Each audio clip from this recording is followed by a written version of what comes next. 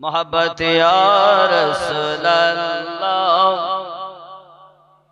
मुनकर नकीर आशिया सवाल करबे बशाया दिबेर गो नबीजी पर्दा उठाया मुनकर नकीर आशिया सवाल करबे बशाया दिबेर गो दरुदी पर्दा उठाया चुमिब आपनार कदम धरिया या रसूलल्लाह वल्लाह या रसूलल्लाह या हबीबल्लाह सल्लल्लाहु अलैहि वसल्लम। बाबजी तामीर रजा जामे मस्जिद कॉन्फ्रेंस মাকামে দারুল উলুম ইমাম আহমদ রাজা ভাটল হাট। সম্মানিত নির্বাচিত আজকের জলসার স্বনামধন্য সভাপতি সাহেব, আমন্ত্রিত পীরে তরিকত রহবারে শরিয়ত নাসিরে মিল্লাত হযরত আল্লাহ আলহাজ গোলাম নাসির সাহেব কিবলা দামাত বরকতুল আলিয়া তথা এই মাদ্রাসার শিক্ষকগণ জানেন পাশেই বসে আছেন জনাব মুফতি সাহেব কিবলা, ডাইনে বামে পিছনে যেদিকে দেখি তালিবুল ইলম আর উলামায়ে কেরাম। ইনশাআল্লাহ আজ আমি আলিমের দেখার সওয়াব নবী কি বলেছেন এই বিষয়ে বলবো, স্বামী স্ত্রীর হক সে বিষয়ে বলবো, आला हजरत मसला के आला हजरत अहमियत कत এই বিষয়ে কিছু বলবো,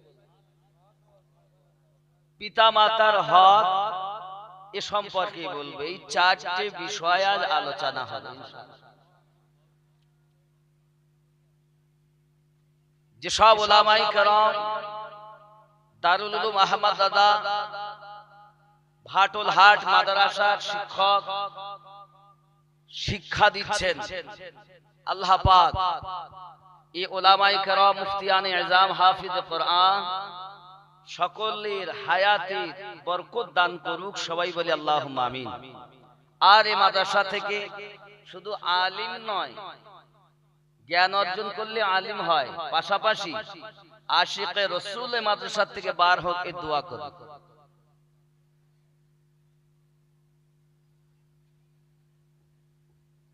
আল্লাহ পাক আমাদের চার চোখের মিলন ঘটিয়েছেন এই মেহফিলে, এর জন্য মোহাব্বতে উচ্চ কণ্ঠে শুকরিয়া জ্ঞাপন করে বলি আলহামদুলিল্লাহ। পরে পরে নবী কওম আকা রাহমাতাল লিল আলামিন রাহাতুল আশিকিন আনিসুল গরিবিন ওয়াদিশ সংবাদদাতা পয়গম্বর উম্মতের গম খাওয়ার মদিনার তাজদার আহমদী মুখতার মুহাম্মদুর রাসূলুল্লাহ সাল্লাল্লাহু আলাইহি ওয়াসাল্লামের উপরে লাখো কোটি দরুদ বৃষ্টির ন্যায় বর্ষিত হোক, সবাই বলি আল্লাহুম্মা আমিন। কেন চিনলি না রে মন, কেন বুঝলি না রে মন, আমার হুজুর আলা হযরত মুজাদ্দিদ কেমন, কেন চিনলি না রে মন, কেন বুঝলি, কেন চিনলি না রে মন, কেন বুঝলি না রে মন, আমার হুজুর আলা হযরত মুজাদ্দিদ কেমন, কেন চিনলি না রে মন, কেন বুঝে। আমাদের ইন্ডিয়া শ্রোতা একদম মরা, বাংলাদেশের শ্রোতা জিন্দা, এমনি মৌলবীদের বলতে ইচ্ছা। কেন চিনলি না রে মন, কেন বুঝলি না রে মন, আমার হুজুর তাজুস শরিয়া আউলিয়া কেমন, চিনতে পারে সাধ্যকার চিনিবার ইচ্ছা যার, চিনতে পারে সাধ্যকার চিনিবার ইচ্ছা যার, না চিনিয়া মরিয়া গেলে বিফলে জীবন। কেন কেন বুঝলি না, আরো জোরে, কেন চিনলি না রে মন, কেন বুঝলি না রে মন, আমার হুজুর তাজুস সারিয়া আউলিয়া কেমন। নয় রূপে আকার নিল, ছলতে জগৎ মাতাইল। নয় রূপে আকার নিল, ছলেতে জগৎ মাতাইল। জিন পরি হুর ফেরেশতা প্রেমেতে মাগন। কেন চিনলি না রে মন, কেন বোঝ আমার হুজুর তাজুস সারিয়া আউলিয়া কেমন। জোরে বলুন ইয়া ওলি আল্লাহ, আরো জোরে ইয়া ওলি আল্লাহ। একটু আওয়াজ দিবেন আপনারা, আপনাদের আওয়াজ যত কম আমি তত মরে যাব। আর আপনারা যদি একটু হেলেন তা আমি দৌড় মারব। দুটি জিনিসে বক্তব্য ফোটায়, এক হলো মাইক আর এক হলো শ্রোতা। আল্লাহর দয়া না হলে এখানে আসেনি। আপনারা যদি না ফুটান, না ছিদ্র করেন, তাহলে কিন্তু মধু পড়বে না। চাকে মধু আছে, গুতা মারলে পড়ে। আপনি গুতা দিবেন না তো পড়বে না, ওই থাকে। কেন চিনলি না, কেন বুঝলি না রে মন, কেন চিনলি না রে মন, কেন বুঝলি না রে মন, আমার হুজুর আলা হযরত আমার হুজুর আলা হযরত, আরো জোরে, আমার হুজুর আলা হযরত। খেয়াল, আকাশ বাতাস হাত, দেব দেবতা তাবেদার। আকাশ বাতাস হার, দেব দেবতা তাবেদার। যাহার হুকুমে চলে এ ত্রিভুবন। কেন মন, কেন বুঝলি না রে মন, আমার হুজুর আলা হযরত মুজাদ্দিদ কেমন। জোরে বলেন। কোরআনে কয় চিনতে পারে, কোরআনে কয় চিনতে পারে সৃষ্টি তাদের সংসারে। কোরআনে কয় চিনতে পারে সৃষ্টি তাদের সংসারে। না চিনিয়া মরিয়া গেলে বিফলে জীবন। কেন চিনলি না রে মন, কেন বুঝলি না রে মন, আমার হুজুর তাজুস সারিয়া, আমার হুজুর তাজুস সারিয়া। আওয়াজ নাই, জোরে নিচের আওয়াজ হবে। আমার হুজুর তাজুস সারিয়া। সবাই বলছেন না কসম করে এসেছে, কথা কব না। আরে বাবা, ৭০ জন মানে আওয়াজ দিয়েছে ৭২ জনে, ২২,০০০-এর কলজে হিলে গেছে। আর আপনারা তো কয়েক হাজার, আওয়াজ কেন জোর নাই? আমার হুজুর তাজুস সারিয়া আউলিয়া, আমার হুজুর তাজুস সারিয়া। জোরে কোন সুবহানাল্লাহ। অলক্ষতে লক্ষ্য করি, জ্ঞান পথে ধ্যান করি। অলক্ষতে লক্ষ্য করি, জ্ঞান পথে ধ্যান করি। প্রেম আপদীপ হাতে করি নিরঞ্জন। কেন চিনলি না রে মন, কেন বুঝলি না রে মন, আমার হুজুর আলা হযরত মুজাদ্দিদ, আমার হুজুর আলা হযরত মুজাদ্দিদ। খুব খেয়াল, একদম শেষ কলি পড়তেছি, বুঝতে হবে। স্বার্থ যত ত্যাগ করি, হুজুরের কথা ধরি। স্বার্থ যত ত্যাগ করি, হুজুরের কথা ধরি। অবিরত হুজুরের নাম করো হে স্মরণ। কেন রে মন, কেন বুঝলি না রে মন, আমার হুজুর আলা হযরত মুজাদ্দিদ কেমন। আল্লাহুম্মা সাল্লি আলা মাওলানা মুহাম্মদ ওয়া আলা আলি সাইয়্যিদিনা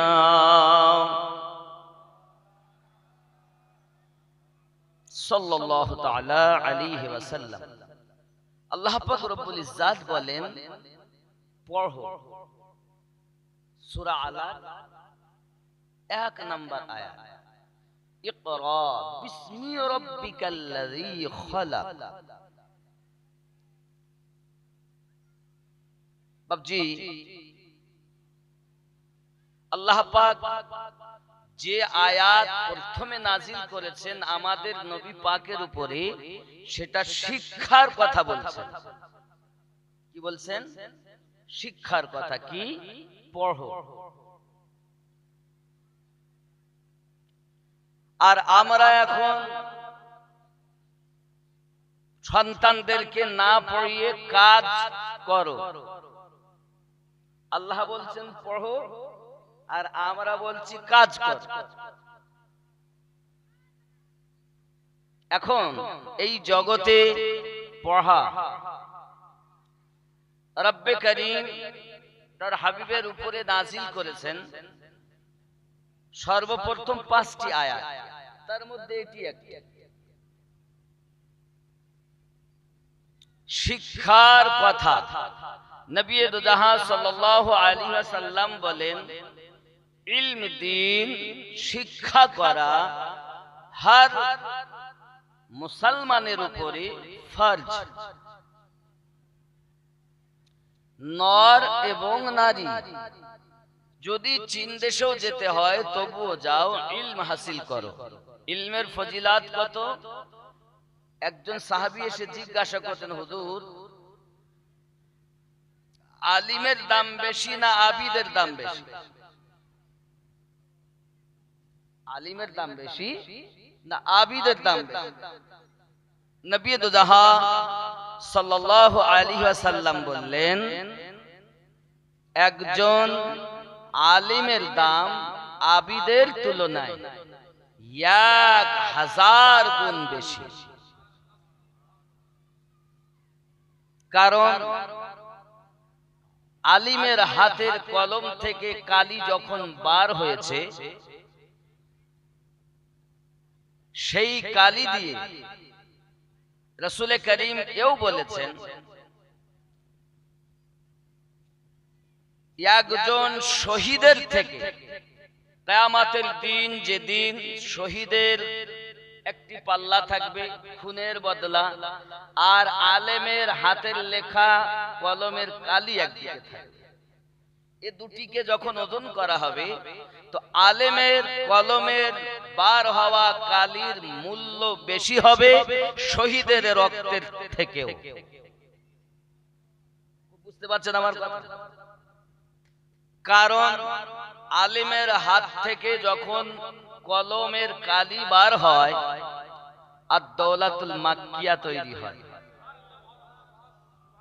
একজন আলেমের হাত থেকে যখন কলমের কালি বার হয়, ফতোয়ায়ে রাদাবিয়া তৈরি হয়।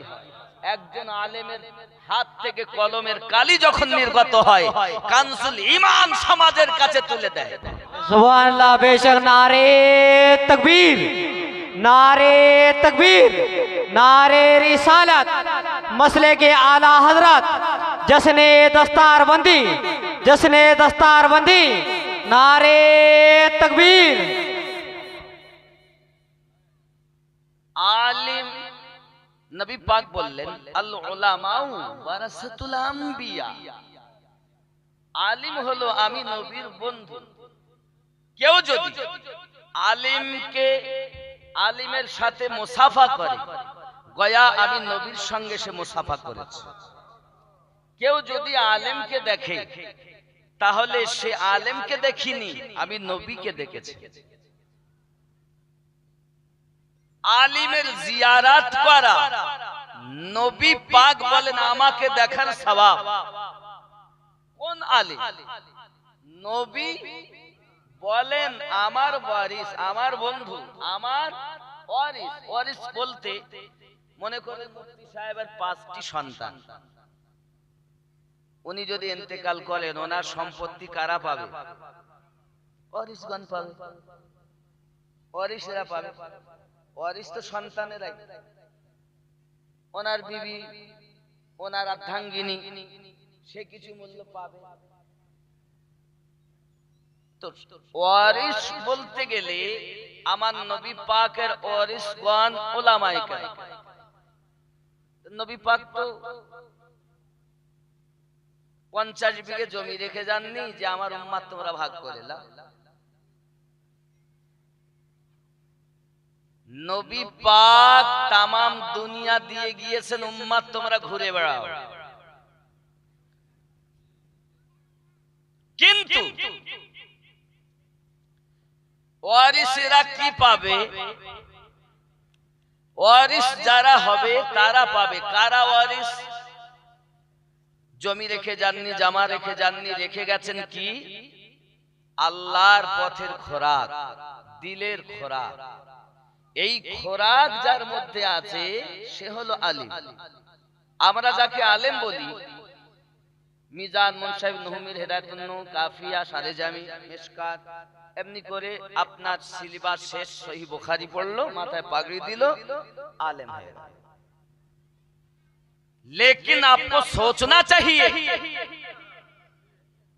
मेरे मुस्तफा ने जब इरशाद फरमाया अल उलमा वरसतुल अंबिया, आलिम मेरे वारिस है, उस वक्त बुखारी ना था, उस वक्त मिशकात ना था, अबू दाऊद ना, कुछ भी नहीं। मेरे सरकार ने फरमाया आलिम मेरे वारिस है। किस आलिम के बारे में फरमाया तेरे मेरे मुस्तफा ने? उसके बाद इमाम बुखारी जन्म लिए, इल्म हासिल की, तब तो बुखारी लिखे। इल्म हासिल करार पर, जन्म नेওয়ার পরে তারপরে তো বুখারী লিখেছেন। আমরা যাকে আলেম বলছি এটি একটি সিলেবাসের নাম।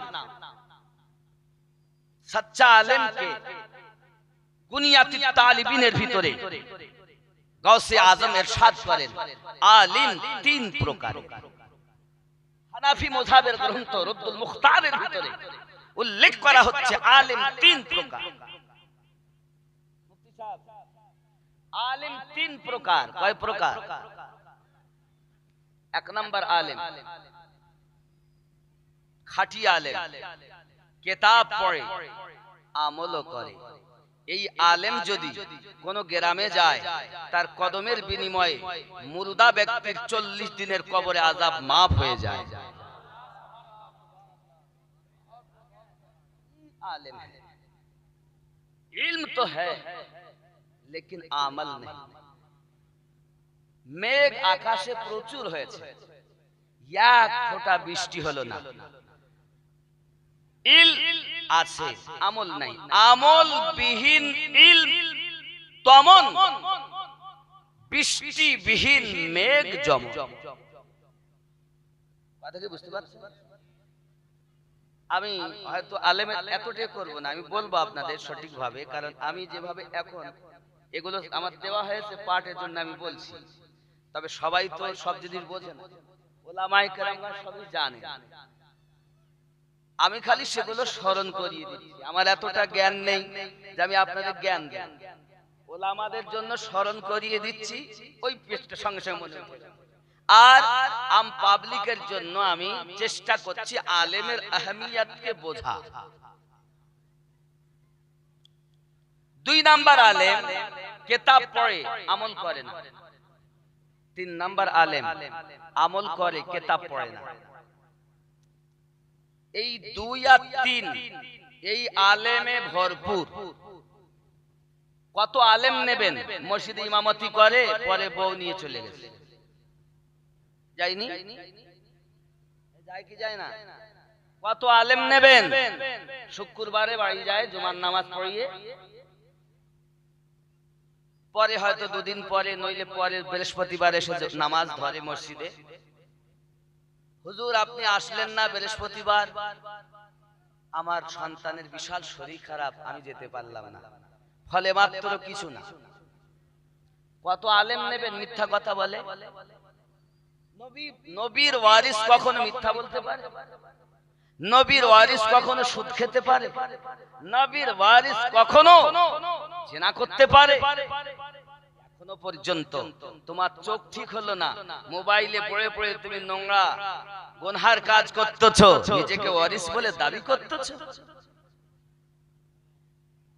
ওয়ারিস হতে গেলে রাসূল করিম যখন বলেছেন 1450 বছর আগে এ কথা, আলিম আমার ওয়ারিস, আমার দেওয়া যে জিনিস রব আমাকে দিয়েছেন, ওই রব দেওয়া মালের ভিতরে আমার ওয়ারিসের মধ্যে থাকবে, আর যে ওয়ারিসের মধ্যে ওই মাল আছে তাকে দেখবে আমি নবী দেখা সওয়াব পাবো। কথা কি বুঝতেছেন? এই আলেমকে দেখলে সওয়াব, বুঝতে পারেননি? সবকে দেখলে সওয়াব হবে না। আবিদ আর আলেমের পার্থক্য কি? আব্বাজি আমার সোনা মানিকের, আবিদ আর আলেমের পার্থক্য বলতে গিয়ে একটি ঘটনা বলি আপনাদের সম্মুখে। একজন আবিদ খুব আল্লাহ আল্লাহ করে, সঙ্গে সঙ্গে ইবলিস শয়তান তার চেলা চামটা নিয়ে, আব্বা আমার একটা ঘোড়া নিয়ে মাল সাজিয়ে আবিদের দরজায় এসে আওয়াজ দেয়, আল্লাহর বান্দা বার হয়ে এসেছেন, খবর আমি আল্লাহর ফেরেশতা জিবরাইল আপনার জন্য এনেছি সওয়ারি, আল্লাহ আপনাকে মিয়ারাজ করার জন্য ডেকেছে। আবিদ মনে করছে সত্যি তো বড় ভালো কথা, আমাকে মিরাজে নিয়ে যাবে। আবিদ কিন্তু ইলমবিহীন আবিদের হালাত আপনাদের কাছে বলতেছি বাবা। পৃথিবীর সরজমিনে ওই আবেদকে আপনার ইবলিস শয়তান ঘোড়ার উপরে বসিয়ে চেলা চামটা সহ নিয়ে চলে যাচ্ছে। গভীর জঙ্গলে যাওয়ার পরে আপনার ওই আবিদকে, ইলমবিহীন আবিদকে জঙ্গলের ভিতরে ছেড়ে দিয়েছে, ইবলিস তাকে নষ্ট করে ফেলেছে। হে বাবাজি আমার, ওই ইবলিস শয়তান বলছে এবার দেখো আলেমের কত আহমিয়াত, আলিমের কত মারতাবা। ওই ঘোড়াকে নিয়ে চেলা চামটা নিয়ে মাল মাত্তা নিয়ে চলেছে একজন আলিমের দরজায়, আওয়াজ দিয়েছেন, আলিম সাহেব দরজাটা খুলেছেন, কি খবর? আমি আল্লাহর ফেরেশতা জিবরাইল আপনাকে মিয়ারাজে নেওয়ার জন্য এসেছি। আলেমে দ্বীন তখন বলছেন সম্ভবপর নয়, আমার মনে হয় তুই ইবলিস এসেছিস, কারণ মিয়ারাজে নেওয়ার জন্য আল্লাহ পাক আমাদের নবীকে, নবী পাকের কাছে বোরাক পাঠিয়েছিলেন, জিবরিল আমিনকে পাঠিয়েছিলেন, আর পৃথিবীতে দ্বিতীয়বার কাউকে মিয়ারাজে নিয়ে যাওয়া হবে না। আমার মনে হয় তুই ইবলিস, আমাকে ধোঁকা দিতে এসেছিস। এই হলো আলিম আর আবিদ, ইলমবিহীন আবিদের পার্থক্য। মাশাআল্লাহ, যার নামে আজ দারুল উলুম ইমাম আহমদ রাজা ভাটুল মাদ্রাসা, ভাটুলহাটি মাদ্রাসা, এমন হুজুরের নামে এই মাদ্রাসা। তিনি আলিমও ছিলেন, আবিদও ছিলেন। তিনি আলিমও ছিলেন, আবিদ। আলিম কেমন? এক মাসে কোরআনের হাফেজ হয়েছেন। আলিম কেমন? হাফেজ কেমন? আপনাদের এই মসজিদের তলায়, নিচের তলায় আমাদের বলছিলেন এটা হেফজখানা করেছে। আজকে 2 হাফেজের দাস্তার, হাফিজে কোরআন। হাফেজরা বুঝতে পারবে যে কত কষ্ট। সরকারে আলা হযরত কেমন ছিলেন? সকাল বেলা আপনার কিনা তেলাওয়াত করছেন এক পারা, রাতের বেলায় তারাবির নামাজে শুনিয়ে দিচ্ছেন। এক মাসে আল্লাহর কোরআন কণ্ঠস্থ করেছেন, সিনাতে গেঁথে নিয়েছেন যিনি, ইমামে আহলুস সুন্নাত হলেন তিনি।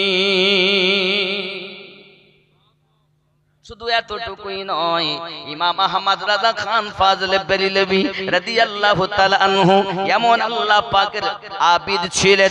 ও সোনা মানিকেরা, এমন আল্লাহ পাকের আবিদ বান্দা ছিলেন, দুনিয়ার সরজমিনে ইলম শিক্ষা করেছেন।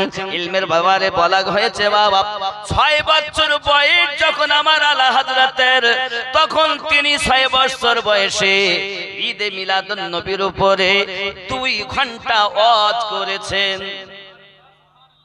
কয় বছর? 6 বছর বয়স। ऐसा कोई माय का लाल है दुनिया में 6 বছর বয়সে তো তাদের দুধের দাঁত ভাঙে না। 2 ঘন্টা মিলাদে মুস্তাফার উপরে तकरीर करा पृथ्वीতে जिसने की है वो तेरे मेरे इमाम है।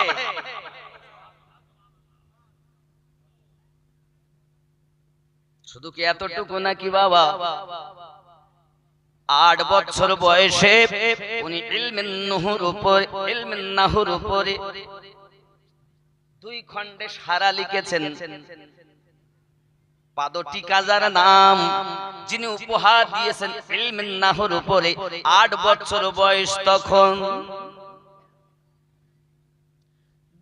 13 বছর 10 মাস 4 দিন বয়সে সরকারি আলা হযরত পৃথিবী সরজমিনে আপনার আমার কাছে ফতোয়া প্রদান করেছেন।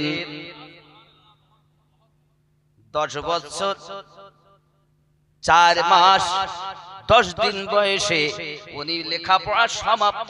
13 বছর 4 মাস 10 দিন বয়স উনি লেখাপড়া সমাপ্ত করেছেন, আর 13 বছর 10 মাসে ফতোয়া দিয়েছেন। ইনি আলা হযরত। বন্ধু আমার, পৃথিবীর সরজমিনে তার ইবাদতের তুলনা নাই। আব্বা আমার একদা হযরত আলা হযরত এসেছেন আপনা ওনার দরবারে, একজন খাদিম এসে দেখতেছেন ওনার ঘামে ঘাম ছুটে যাচ্ছে, পাখা বন্ধ হয়ে রয়েছে। জিজ্ঞাসা করেন, হুজুর এই তো পাখা মাথার উপরে, পাখা চালালে তো আপনার ঘাম বার হয় না। ইমাম আহলে সুন্নাত বলেছিলেন, আমি যখন দিনের কাজ করি তখন আমি পাখা ব্যবহার করি, আহমদ রাজার দেহের জন্য বাতাস ছিল তাকওয়া। বন্ধু আমার, সরকারে আলা হযরতকে আমরা তখন চিনি যখন কাফেরের ফতোয়া দিতে হয়, তাছাড়া আমরা চিনতে পারি না ওনার ইবাদতের পাওয়ার কেমন।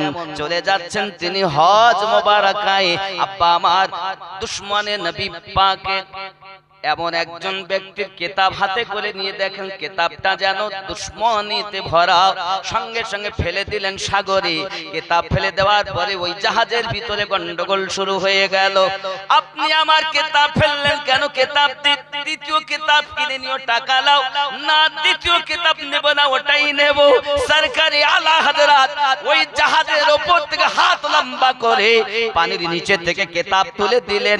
ইনি হলেন আল্লাহর প্রিয়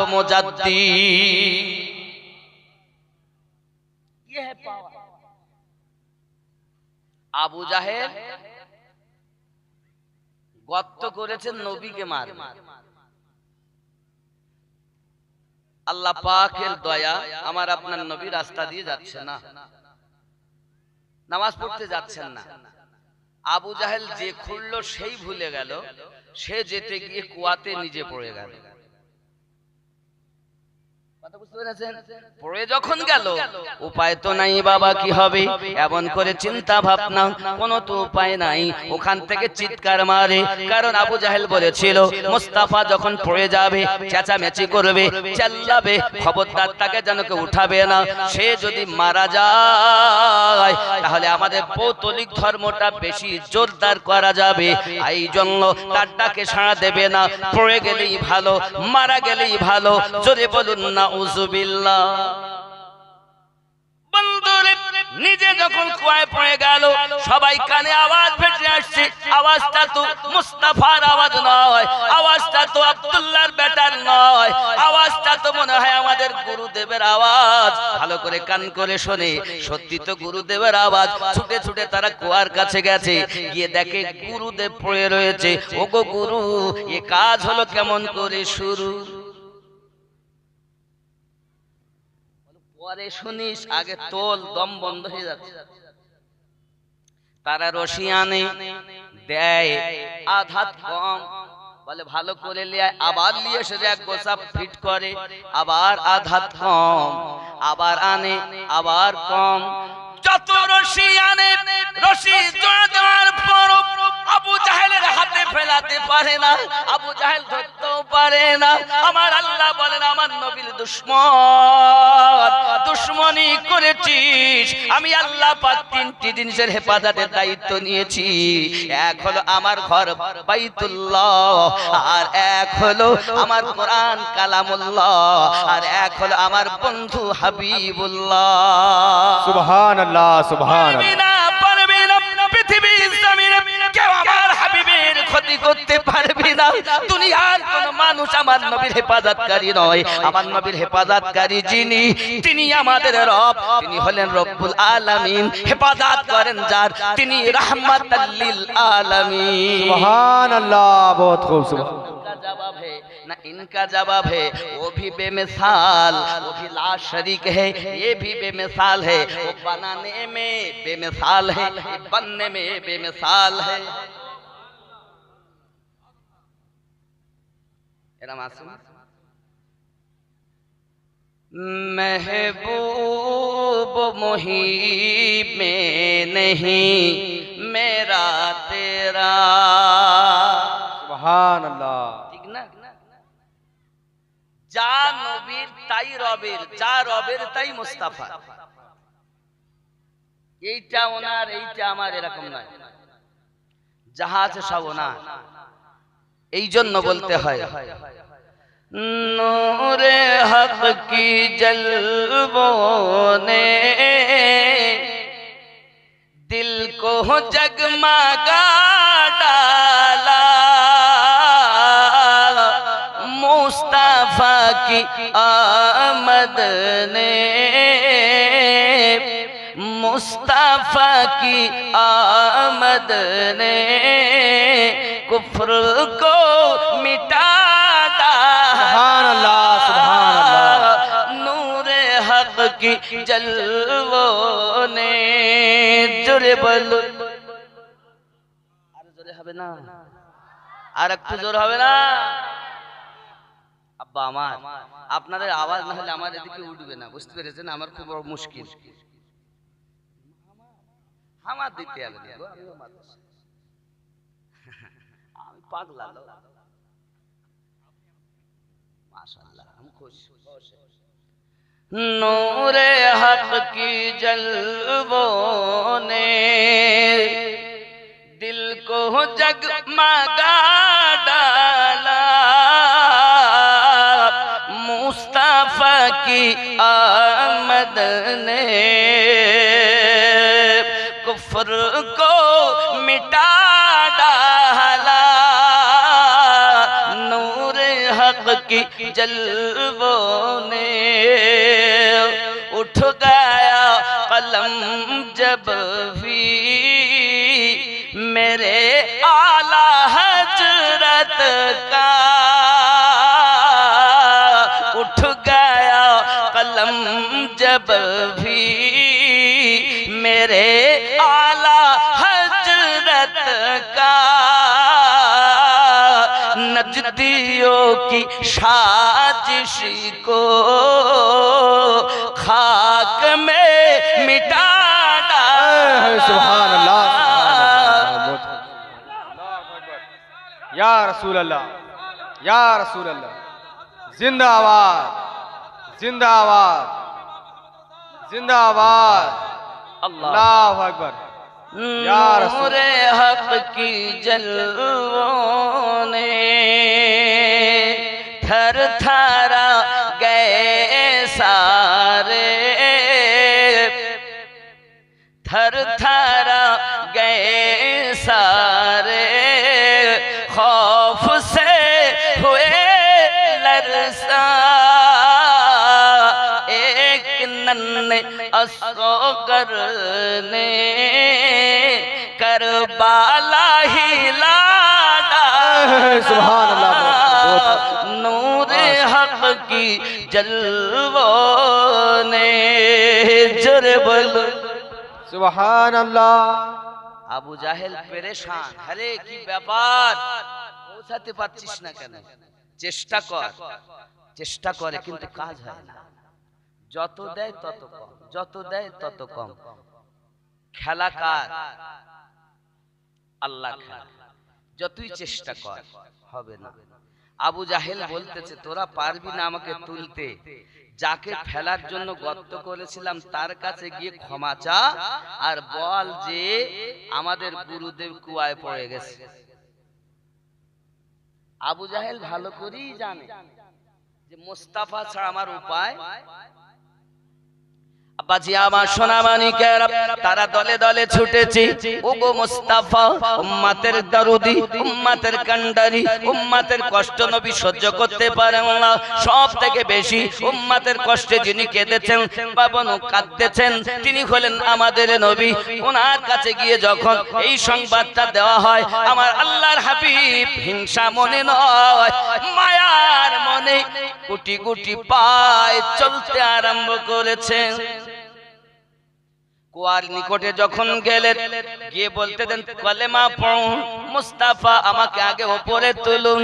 যেই না আমার আপনার নবী ওপার থেকে হাত নিচু করেছে, আবু জাহেলের হাতে আমার নবী পাকের হাত মোবারকা ঠেকে গিয়েছে, এক কানে উপরে তুলে দিয়েছে।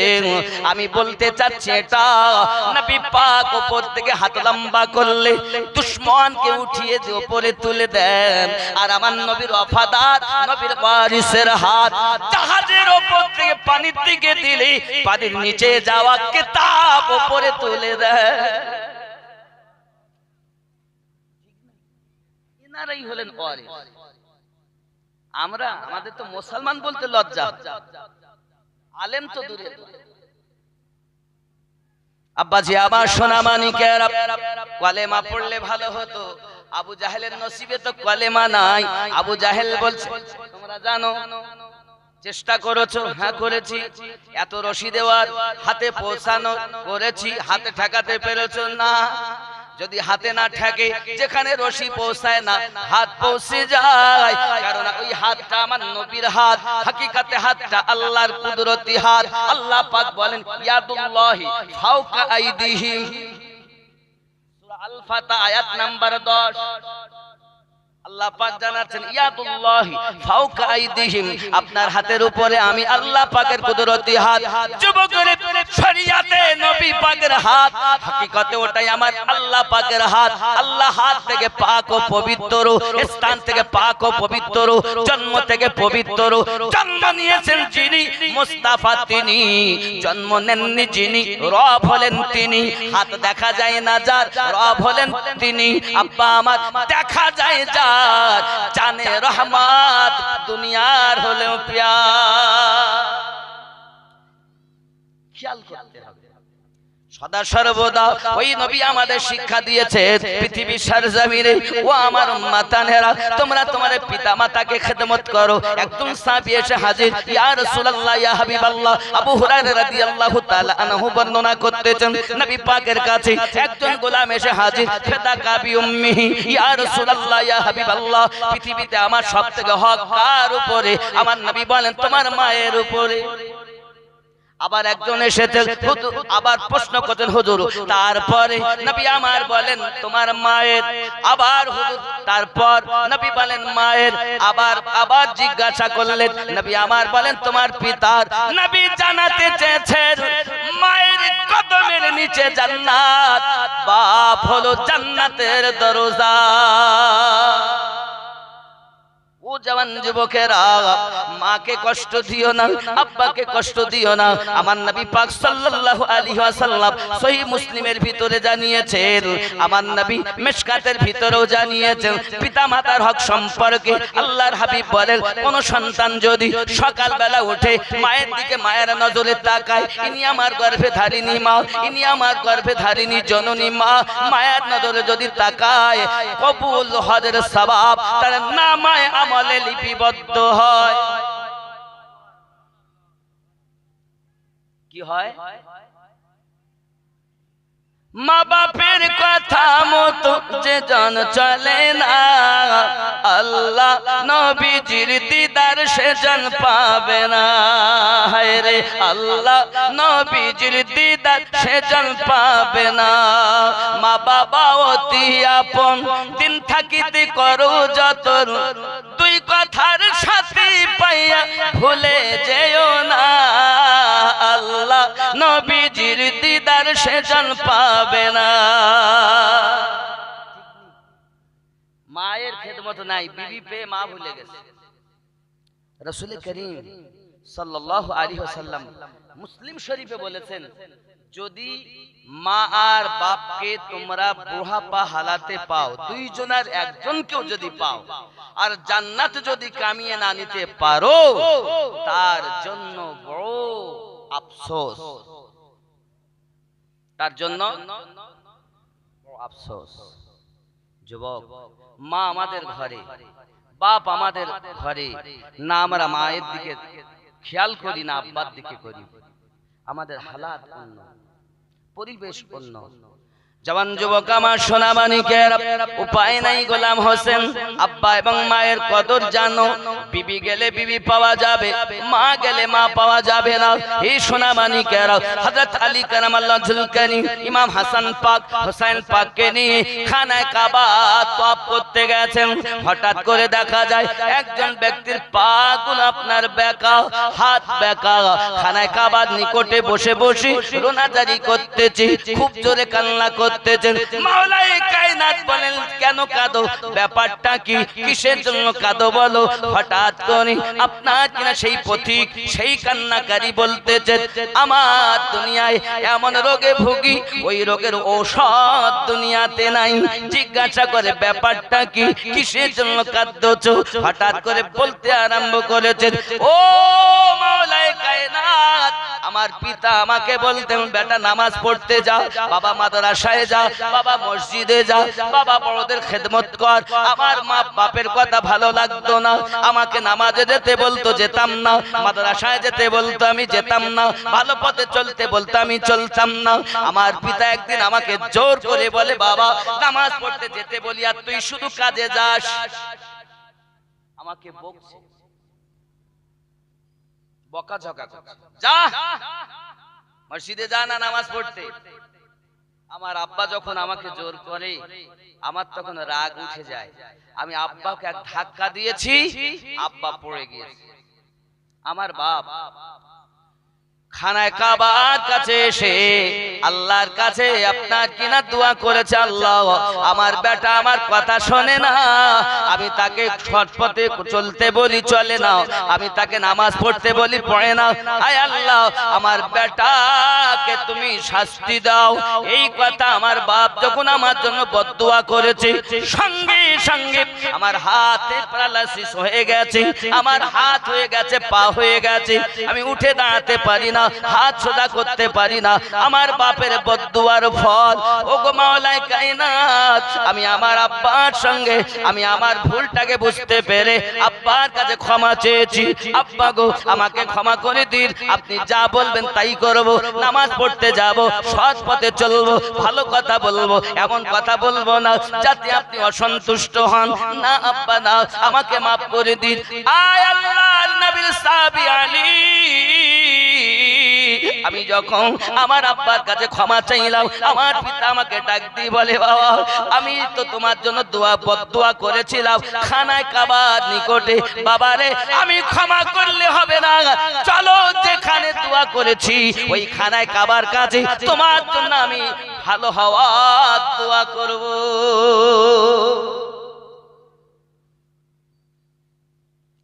হুজুর, আমি আমার আব্বার সঙ্গে আসছিলাম, আস্তে আস্তে আস্তে আস্তে একটা পাথরে হুঁচট লাগে, হুঁচট লাগার পরে আমার পিতা পড়ে যান। যাওয়ার পরে পাথরে গড়াতে গড়াতে, পাহাড়ি এলাকা গড়াতে গড়াতে আমার পিতা পড়ে গিয়ে ইন্তেকাল করে গিয়েছেন। আমি অতি কষ্ট করে পিতার নিকটে গেলাম, কিন্তু আমি আমার আব্বাকে আর দুনিয়াতে পেলাম না।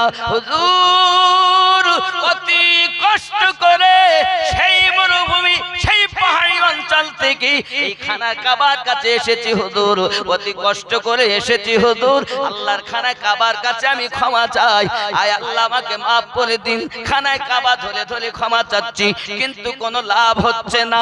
মাওলায়ে কায়নাত বলেন, এটাই কি তোমার শুধু অপরাধ? এটাই কি তোমার অপরাধ আর কি নাই? বলে নাও তাহলে এক কাজ করো। ঠিক আছে বাবা। হযরত মাওলায়ে কায়নাত 2 রাকাত নামাজ আদায় করলেন। নামাজের পরে তাকে ডাক দিলেন, এ দাঁড়াও বাবা, কষ্ট করে এসেছেন। এমন সাহেব বলেন, উঠে দাঁড়াও। হুজুর আমি দাঁড়াতে পারি না। একবার নয়, 2 বার নয়, 3 বার যখন বলেছেন দাঁড়াও, আল্লাহর দয়া, মাওলায়ে কায়নাতের কথার বরকত, ওই বেকা পাওয়ালা ব্যক্তি উঠে দাঁড়িয়ে গেছে। কি বুঝলেন? বাপের যদি কেউ অসম্মান করে তার শাস্তি এমন হবে। আব্বা আমার মায়ের সঙ্গে যদি কেউ এমন করে দুর্ব্যবহার করে তারও জন্য শাস্তি হবে। আল্লাহ নবী মুসা আলাইহিস সালামের জামানায় একজন ব্যক্তি দোয়া চায় আল্লাহ পাকের কাছে, আল্লাহ আমি জান্নাতে যাব, আমার সাথী কে হবে? আল্লাহ পাক ইলহাম করে জানায় তোমার সাথী হলো মুসা। আয় আমার নবী মুসা, তুমি জানো না গো নবী, ওহীর মাধ্যমে আল্লাহ জানালেন নবী মুসা আপনার সাথী যিনি হবেন তিনি একজন গোশ বিক্রিকারী। মায়ের বাপের কদর কত আমাদের আছে। পাইলে নিরালায় গো নবী, পাইলে নিরালায়, হে পাইলে নিরালায় গো নবী, পাইলে নিরালায়। 2 কদমে চুমু খাবো, চরণ ধুলি মাখবো গায়ে, পাইলে নিরালায় গো নবী, আর জোরে পাইলে নিরালায় গো নবী, পাইলে নিরালায়, পাইলে নিরালায় গো নবী। 2 কদমে চুমু খাবো, চরণ ধুলি মাখবো গায়ে, পাইলে নিরালায় গো নবী। আল্লাহ আল্লাহ আল্লাহ আল্লাহ আপনাদের হেফাজত করুক, আল্লাহ হেফাজত করুক। আওয়াজ বার করতে এত কষ্ট। আমার সাহেব বলছিলেন এখানে প্রতি বছর আসাদ ইকবাল শায়ের ইসলাম আসে। ভালো তো, এবছর হয়তো আসতে পারেননি। বড় বড় আলেম ওলামাগণ, হিন্দুস্তানের বড় বড় শোহরায়ে কেরাম এবং মুকাদ্দিরে সোলাবায়া এই মেহফিলে আসে। তা আমি ভেবে পাচ্ছি না তারা এসে কি করে। একটু জোরে বলুন না সুবহানাল্লাহ। আওয়াজ আছে কিন্তু চেপে রেখেছে। আসলে কি জানেন, আমি আপনাদের হাসাতে পারবো না, কৌতুক করতে পারবো। আগে একটা সময় ছিল যে একটু 5 মিশালে ওয়াজ করে মানুষের মনকে মন জয় করার চেষ্টা করতাম। আর আমার এখনো চিন্তা নাই। আমার এখন চিন্তা হলো কোনো ভাবে যদি একটুকু নবীর প্রেমের বাণী মানুষের ভিতরে ঢুকাতে পারি, এটাই আমার বড় পাওনা। হাসিয়ে কোনো লাভ জায়েজ না।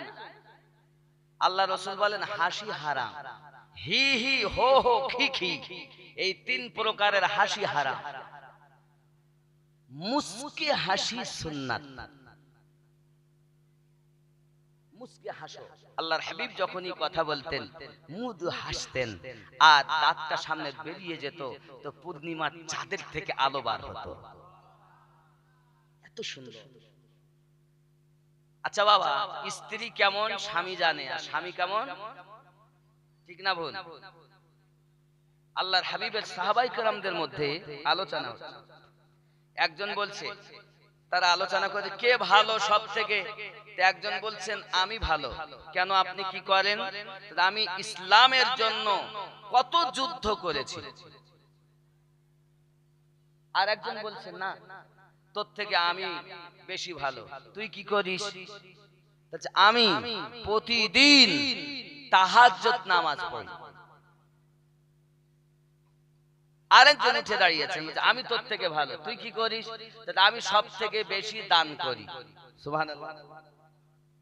আমাদের দান আছে এখন মসজিদের জন্য এত টাকা ব্যয়, কয়েক কোটি টাকা ব্যয় হবে। 5 তালা চিন্তা ভাবনায় 3 তালা হচ্ছে। টাকা যদি বলো তো দেবে না। তবে আমি আপনাদের বলবো আপনারা চলে যাওয়ার আগে একটু শরীক হয়ে যাবেন। 2000, 5000, 10000, 20000 সাদকায়ে জারিয়া হবে দান করলে। জোরে বলুন সুবহানাল্লাহ। 11 রকমের ফজিলত হলো দান করলে হয়। তাহলে দান করবেন কিনা, আমি খালি দুই দান করে সাহাবীর কথাটা এসে গেল বলি খালি বলতেছি। 11 রকম ফজিলতটা আগে শুনে নেন, তারপরে ইনশাআল্লাহ তাআলা আমি বক্তব্যটা আগে নিয়ে যাব। জোরে কোন সুবহানাল্লাহ। আরো জোরে বলুন ইয়া রাসূলুল্লাহ। আরো জোরে, একটু জোরে ইয়া রাসূলুল্লাহ। 1 নাম্বার, দুইজন ফেরেশতা তার জন্য দোয়া করবেন। আরো জোরে। 2 নাম্বার, আল্লাহ পাক তার সমস্ত রকমের বালা মুসিবত দূর করে দিবেন। 3 নাম্বার, তার হায়াতে বরকত দিবেন। 4 নাম্বার, তার দানের সওয়াব 10 থেকে 70 গুণ বাড়িয়ে দিবেন। 5 নাম্বার, জাহান্নাম চিরতরে হারাম করে দিবেন। 6 নাম্বার, আল্লাহ পাক তাকে নিজের বন্ধু বানিয়ে নেবেন। 7 নাম্বার, আল্লাহ পাক এখানে বলা হয়েছে তার গুনাহ জীবনে যত পিছনে গুনাহ ছিল সব মাফ করে দিবেন। 8 নাম্বার, তার জন্য জান্নাতে আল্লাহর ফেরেশতারা মহল তৈরি করবে। 9 নাম্বার, তার মসজিদ বানানোর জন্য সাদকায়ে জারিয়া হবে, এ বানাবে মসজিদ, জান্নাতে পাবে আল্লাহর মহল। 10 নম্বরে বলা হয়েছে তার মান সম্মান আল্লাহ পাক বৃদ্ধি করে দিবেন। 11 নম্বরে কাল হাসরের মাঠে, কিয়ামতের দিন হাসরের মাঠ, এখন সূর্য দেখছেন আকাশে কয়টা? কয়টা দেখছেন? কথা বলেন। মোট সূর্য আলেমের মুখে শুনেছেন কয়টা? 11টা। কয়টা? 11টা। সমস্ত মানে 10টা সূর্যর মুখ উপর দিকে আছে, একটা সূর্য খালি নিচের দিকে করা, তাই এত তাপ আমরা সহ্য করতে পারি না।